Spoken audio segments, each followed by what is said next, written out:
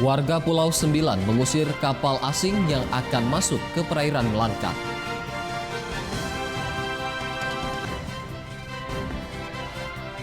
Ratusan rumah warga di Kabupaten Langkat masih terendam banjir.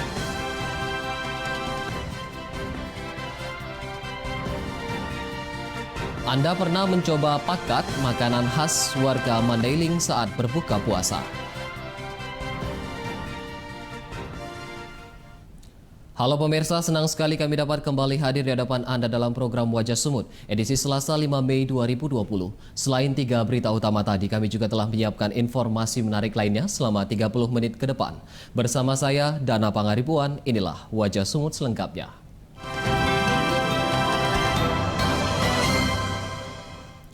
Jumlah pasien positif COVID-19 di Sumatera Utara bertambah 5 kasus, menjadi 129 kasus yang terkonfirmasi dari pemeriksaan PCR. Sementara jumlah PDP yang dirawat mencapai 162 pasien dan 1.985 orang dalam pemantauan.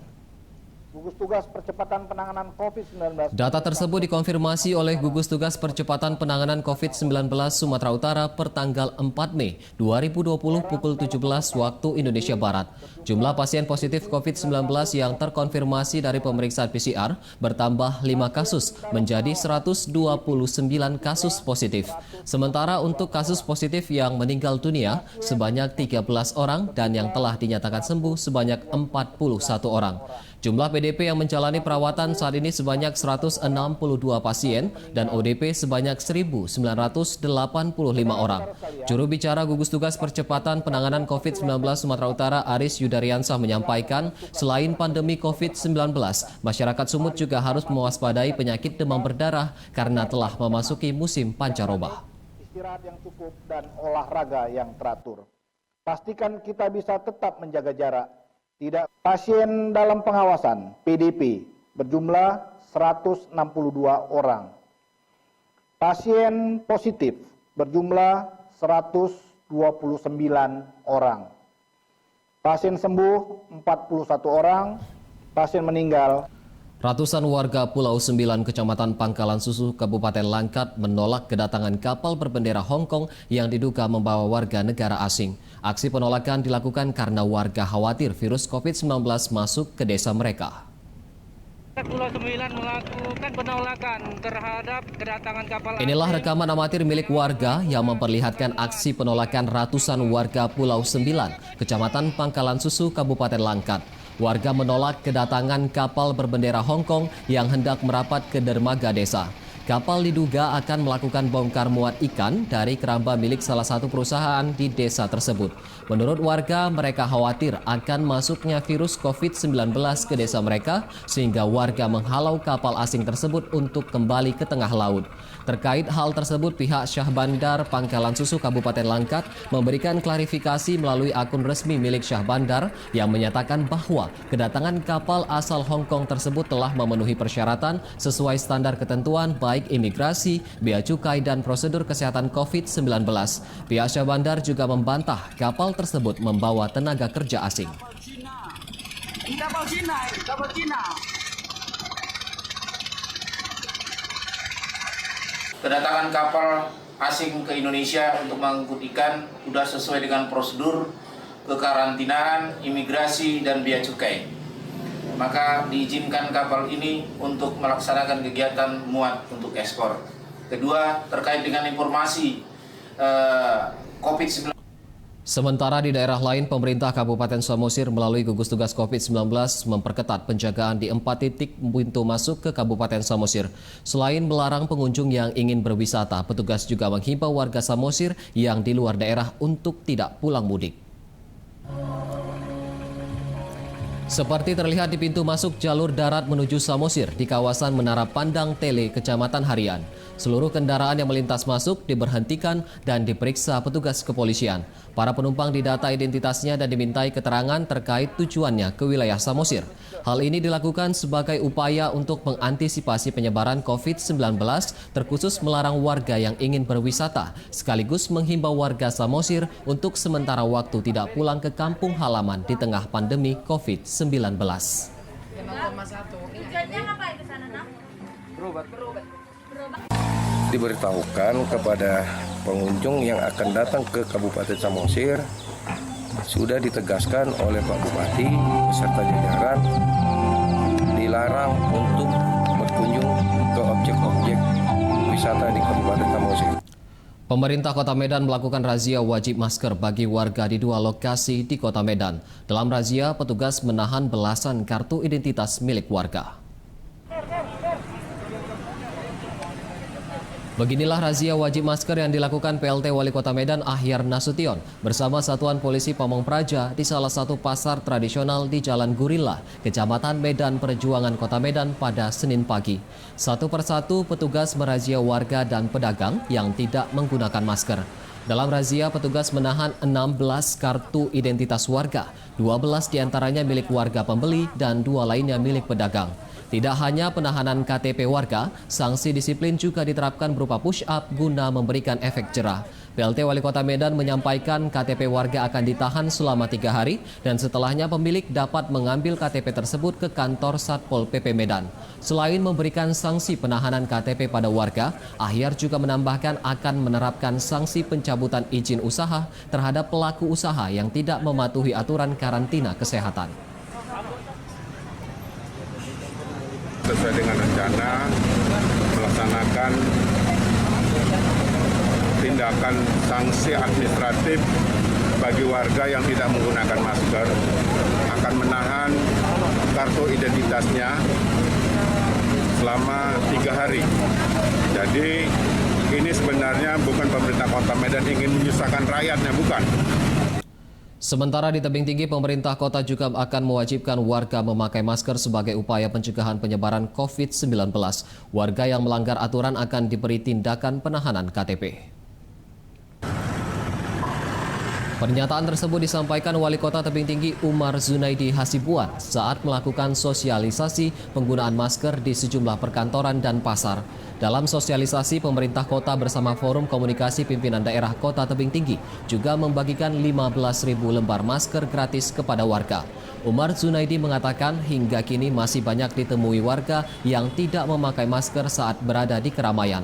Saat ini pemerintah Kota Tebing Tinggi merancang peraturan yang memberlakukan sanksi administratif bagi warga yang tidak mengenakan masker berupa penahanan kartu identitas. Sementara Kota Tebing Tinggi kini sudah masuk dalam kategori zona kuning dengan jumlah kasus positif COVID-19 sebanyak 2 orang.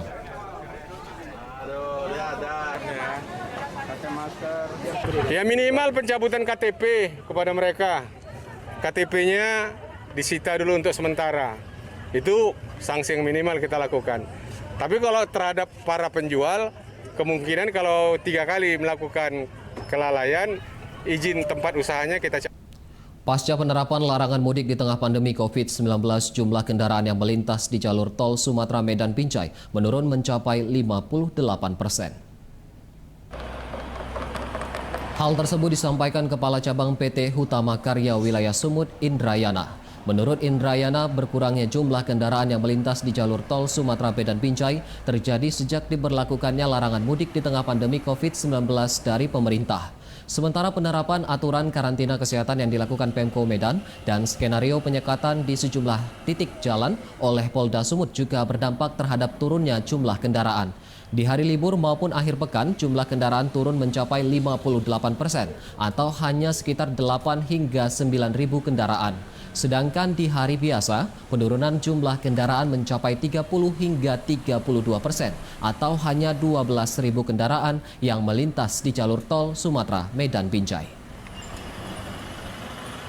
Untuk lalin untuk hari biasa, itu penurunannya sudah 30 sampai dengan 32%.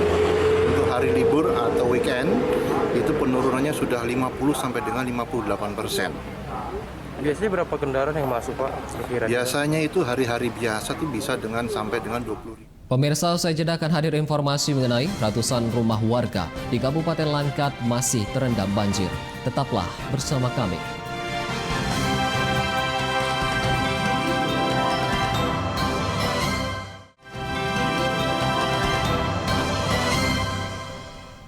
Anda masih bersama kami di Wajah Sumut. Hingga hari ini ratusan rumah di Kabupaten Langkat masih terendam banjir.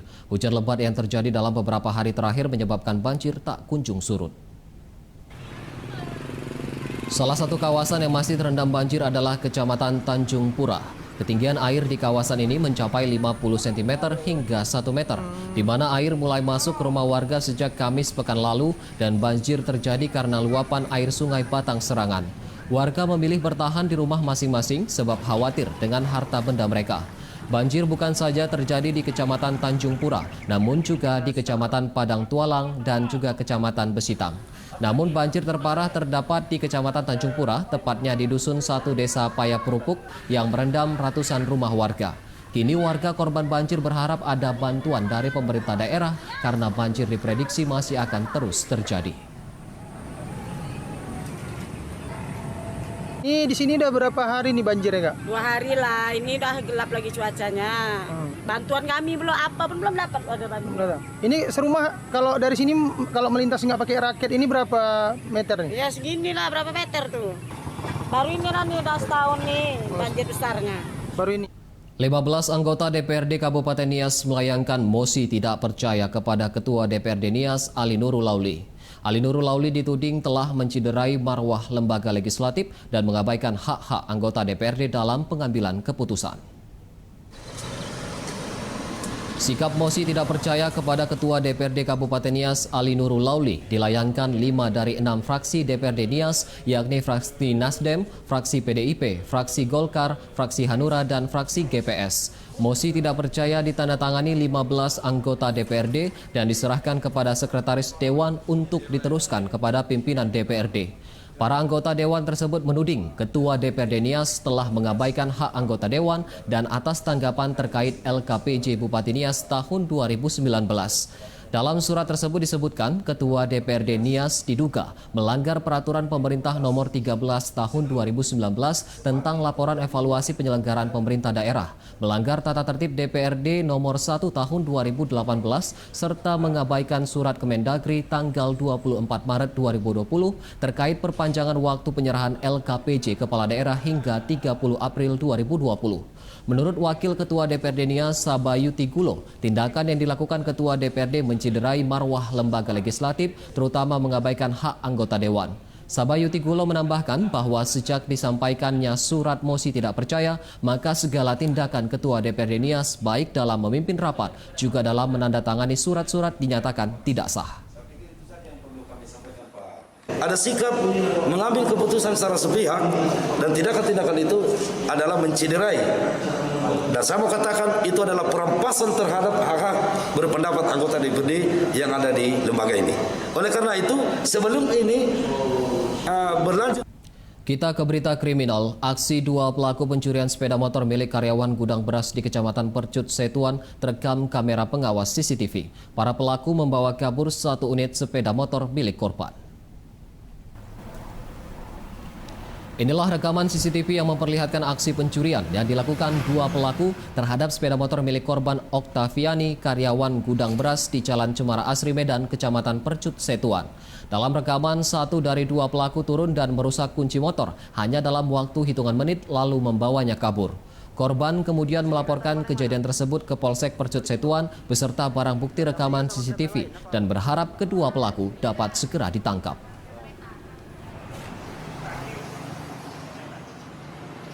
Dia turun di sini, terus yang satu tetap di kereta, yang satunya turun kemari. Turun ke dalam, ke dalam. Terus ya udah bongkar apanya itu sebentar sekali pun waktunya cuma berapa detik aja gitu. Ya cepat tertangkap aja karena bukan 1-2 kali kejadian sini kan udah pernah hilang juga. Kita ke berita selanjutnya. Pemirsa, sejumlah wisatawan mancanegara masih tertahan di lokasi wisata Danau Toba di Kabupaten Samosir. Mereka bertahan dikarenakan tidak adanya jadwal penerbangan menuju negara mereka akibat pandemi COVID-19. Sejumlah wisatawan mancanegara masih bertahan di kawasan wisata Tuk-Tuk Siadong, Kecamatan Simanindo, Kabupaten Samosir. Denis misalnya, wisatawan asal Rusia yang mengatakan bahwa ia telah berada di lokasi tersebut selama 3 bulan. Dennis mengaku tidak bisa pulang ke negaranya karena tidak adanya jadwal penerbangan komersil pasca diberlakukannya Permen Hub nomor 25 tahun 2020 soal pengendalian transportasi di tengah pandemi COVID-19. Jika kondisi ini masih berlanjut, para wisatawan mancanegara khawatir mereka akan kehabisan uang untuk biaya tinggal di Samosir. Sementara pihak Kelurahan Tuktuk Siadong menghimbau pihak penginapan dapat memperhatikan para wisatawan guna menjaga kenyamanan mereka dan masyarakat selama pandemi COVID-19. And also, as I know, in Indonesia, they cancel domestic flights. Cancel, right? Yeah. So it's very hard to get to Jakarta. From Jakarta to, I don't know, Singapore. Singapore is on lockdown. Transit. Yeah, no transit in Singapore. Malaysia is on lockdown. Almost every country is on lockdown, and my country as well. So it's. Usai jeda kami akan kembali dengan informasi mengenai Anda pernah mencoba pakat makanan khas warga Mandailing saat berbuka puasa. Tetaplah bersama kami.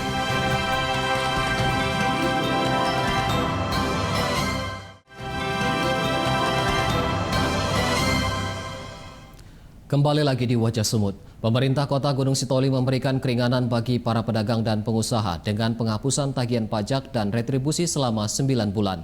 Langkah ini diambil guna membantu perekonomian warga akibat pandemi COVID-19. Hal tersebut disampaikan Wali Kota Gunung Sitoli, Lako Mizaro Zebua, saat menggelar pertemuan dengan para pengusaha hotel, restoran, dan para pedagang terkait menurunnya omset penjualan akibat pandemi COVID-19. Untuk meringankan beban para pelaku pariwisata dan pedagang, Pemko Gunung Sitoli melakukan penghapusan tagihan pajak dan retribusi selama 9 bulan ke depan. Menurut Wali Kota Lako Mizaro Zebua, pandemi COVID-19 berimbas pada melemahnya aktivitas perekonomian masyarakat, terutama sektor pariwisata dan perdagangan.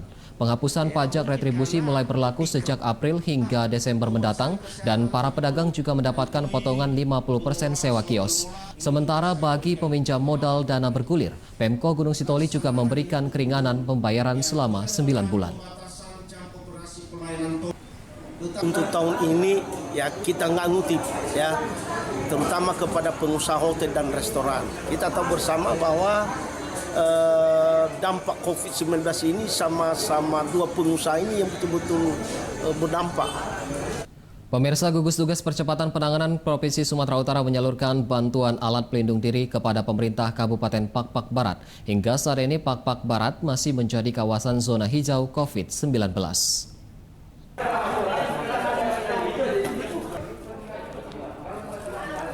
Bantuan alat pelindung diri tersebut disalurkan ke Rumah Sakit Umum Salak dan Dinas Kesehatan Pakpak Barat yang diterima langsung tim gugus tugas COVID-19 Pakpak Barat. Adapun bantuan yang diterima berupa 2.000 masker medis, 250 lembar masker N95, 50 kacamata kukel, 100 baju coverall, 100 face shield, 50 pasang sepatu boot, dan 1.000 sarung tangan. Penjabat Bupati Pakpak Barat Asren Nasution mengatakan persediaan alat pelindung diri sangat dibutuhkan untuk mempertahankan daerahnya tetap berstatus zona hijau COVID-19. Saat ini Pemkab Pakpak Barat terus memperketat penjagaan baik di pintu masuk wilayah maupun gencar mensosialisasikan bahaya dan pencegahan COVID-19 kepada warganya. Dari data gugus tugas COVID-19 Kabupaten Pakpak Barat pada 4 Mei 2020, tercatat sebanyak 6 orang dalam pemantauan, 236 orang pelaku perjalanan dan belum ada kasus positif COVID-19. Kita sebenarnya sudah melakukan langkah-langkah antisipatif. Kita sudah menyiapkan karantina kesehatan di satu tempat yang sudah disiapkan. Kita juga sedang menata rumah. Pemirsa, seorang polisi Satbinmas Polres Padang Sidimpuan melakukan aksi penyemprotan disinfektan manual ke sejumlah rumah ibadah. Hal ini dilakukan sebagai tindak lanjut dalam pencegahan penyebaran virus COVID-19. Beginilah kegiatan yang dilakukan Bribka Taufik Hidayat Harahap, seorang anggota polisi Satbinmas Polres Padang Sidimpuan. Ia tergerak untuk melakukan aksi penyemprotan disinfektan manual dan mandiri ke sejumlah masjid dalam membantu pemerintah dan melindungi masyarakat dalam pencegahan penyebaran COVID-19. Tidak hanya menyemprotkan disinfektan, Bribka Taufik juga membersihkan masjid sembari mengedukasi masyarakat untuk tetap menggunakan masker, menjaga jarak, dan menerapkan pola hidup sehat. Hal ini ia lakukan sebagai tindak lanjut dalam pencegahan penyebaran virus COVID-19 dan mencari berkah di bulan Ramadan.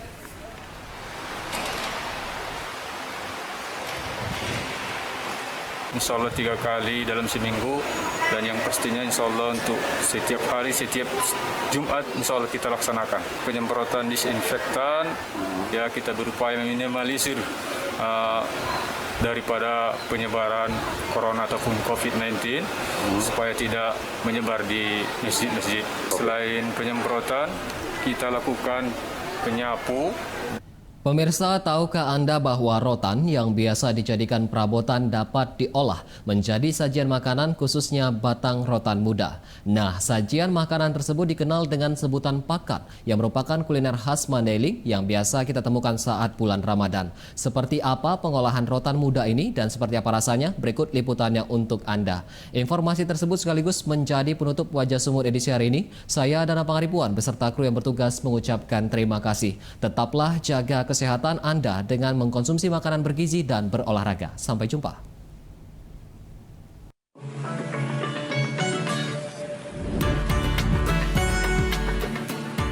Siapa menyangka rotan yang biasanya dijadikan perabotan atau kerajinan tangan dapat diolah menjadi makanan bercita rasa lezat.